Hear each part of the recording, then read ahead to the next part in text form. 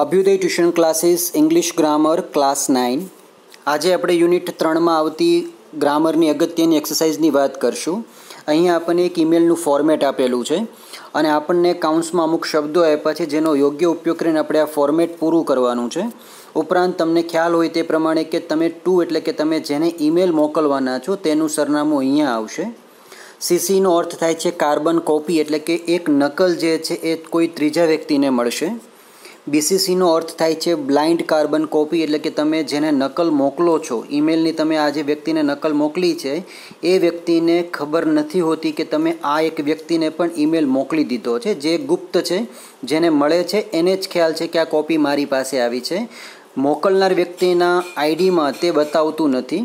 બીજું કે સબ્જેક્ટ એટલે કે તમે જે વિષયમાં આ વિગત ઈમેલની મોકલો છો તેનું અહીંયા મથાળું જે છે લખવામાં આવે છે. કોઈ ફાઇલ હોય તો તમે ફાઇલને બ્રાઉઝ કરીને એમાં એટેચ કરી શકો છો. પ્રથમ આપણે વાત કરી કે hi Anjana, I went to a great, અહીંયા 3 નંબરમાં આપણે આવી જશે musical concert last night. I enjoyed the performances of all the artists, especially Mohan. He played on his veena melodiously. I was very much impressed by his style, so I determined to learn such an instrument to play on in future as I am interested in music. Rishil. તો આ રીતે તમે જે છે ઈમેલમાં વિગતો fill up કરી શકો છો. ગુજરાતી ખાસ કરવા કરતાં અંગ્રેજીની અંદર જ તમે તેને સમજવા પ્રયત્ન કરશો અને ધ્યાન રાખશો કે કયો શબ્દ ક્યાં આવે છે. બીજી એક્સરસાઇઝમાં તમારી પાસે છે underline the word with the nearest meaning. નજીકમાં કોઈનો અર્થ આવતો હોય તો તમારે અર્થ પ્રમાણે અહીંયા વાક્ય જે છે અંડરલાઇન કરવાનું છે. જેમ કે આપણી પાસે સેન્ટેન્સ છે ઇનકોર્પોરેટ. ઇનકોર્પોરેટનો મતલબ થાય છે કે તે ભાગીદાર હોય અથવા તો પોતે સહભાગી હોય. તો અહીંયા તમે એના માટે નિયરેસ્ટ મિનિંગ જે છે આપી શકો છો એસોસિએટ. બીજું છે એસ્પેક્ટ. એસ્પેક્ટનો મતલબ થાય છે અર્થ અથવા તેને કોઈ એવી ખાસિયત. તો અહીંયા બીજો એના માટે નિયરેસ્ટ મિનિંગ શબ્દ છે ફીચર્સ એટલે કે ખાસિયત થાય. ત્રીજો શબ્દ છે ડિપ્રેસ્ડ એટલે કે દુઃખી થઈ જવું, ખિન્ન થઈ જવું. તો તેના માટે એક શબ્દ આપણને આપેલો છે સેડ. ચોથો એક વર્ડ આપણી પાસે આપ્યો છે એપ્રૂવ એટલે કે માન્યતા આપવી, તેને વખાણવું, તેને તમારે પ્રશંસાપૂર્વક બતાવી કાઢવું. તો એના માટે તમારી પાસે વર્ડ આપેલો છે prove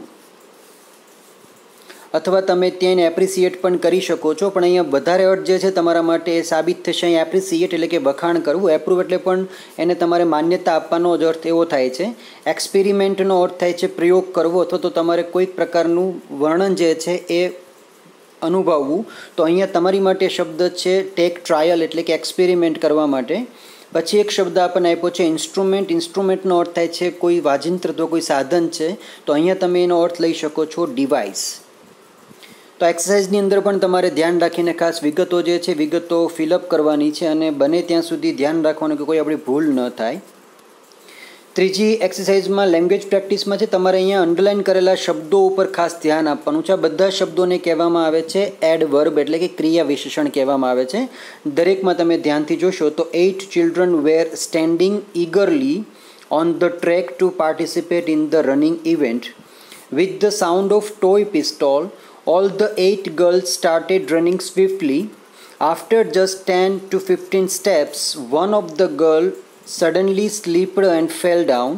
When the other 7 girls heard this sound, they stopped running, stood for a while and turned back. They all ran back anxiously to the place where the girl had fallen down.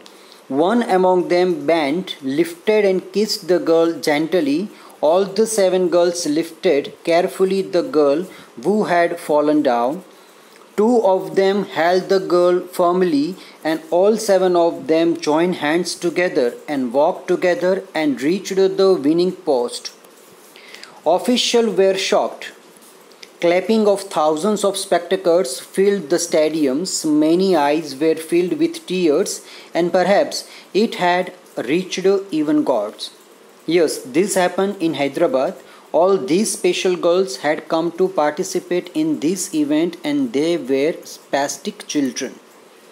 તો દરેકમાં તમે જોયેલા word જે છે બધા જ underline કરેલા word adverb છે, જે વિશેષણના અર્થમાં વધારો કરે છે.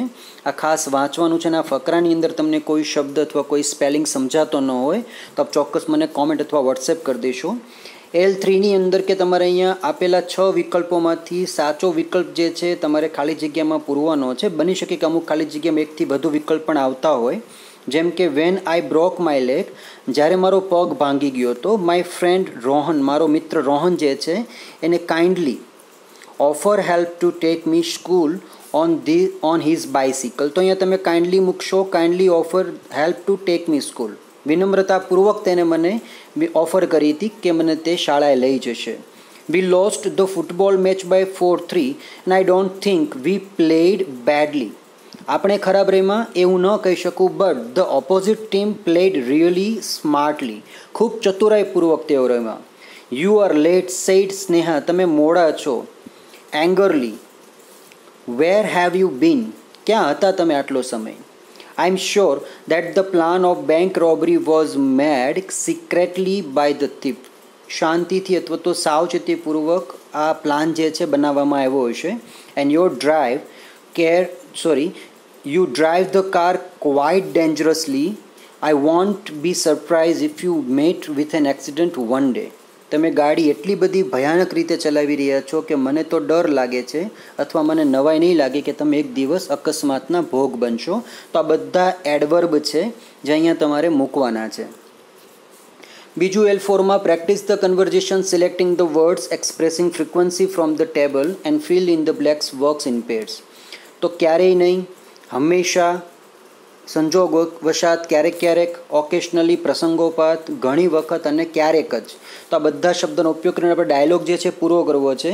ઉદાહરણ તરીકે એ જે છે પૂછે છે what do you do on Sunday, તો બી કે છે nothing much, I usually sleep until 9 AM, હું 9 વાગ્યા સુધી સામાન્ય રીતે સૂતો રહું છું. સેકન્ડ છે do you go to bazaar on Saturday evening, yes I do always, હંમેશા હું રમવા જાઉં છું, વોલીબોલ રમવા જાઉં છું. ઓર સમટાઈમ્સ, કેટલીક વખત ગો ટુ ગાર્ડન, ક્યારેક બગીચામાં જાઉં છું. Do you drive to school, no I never, કદી પણ નહીં drive to school. I always, હંમેશા take the bus. What do you do after class, તમે ક્લાસ છૂટ્યા પછી શું કરો, તો કે આઈ ઓકેશનલી, પ્રસંગોપાત, અથવા તો સમટાઈમ્સ, કેટલીક વખત ટોક વિથ ફ્રેન્ડ્સ, મિત્ર સાથે વાત કરું છું. ઓર આઈ ઓલવેઝ ગો હોમ, અને હું હંમેશા ઘરે જ જાઉં છું. Do you like new friends, તમને નવા મિત્રો ગમે છે. યસ આઈ ઓફન, મને ઘણી વખત અથવા યુઝવલી, સામાન્ય રીતે ગમે છે. But I love my old friends two, પણ મારા જૂના મિત્રો પણ મને ગમે છે. તો તમે એક્સરસાઇઝ જે છે એ પણ આ રીતે પૂર્ણ કરી શકો છો. આજના વિડીયોની અંદર આપણને અંગ્રેજીની અંદર કોઈ શબ્દમાં ખ્યાલ ન હોય અથવા કોઈ એક્સરસાઇઝની અંદર કોઈ ખબર ન પડી હોય તો તમે ચોક્કસ મને વોટ્સએપ કે કોમેન્ટ કરી શકો છો. અને આ વિગતો જે છે આજના વિડીયોની તમે તમારી નોટબુકની અંદર કેપિટલ સ્મોલની અને પંક્ચ્યુએશનની ભૂલ ન થાય એ પ્રમાણે લખી નાખશો.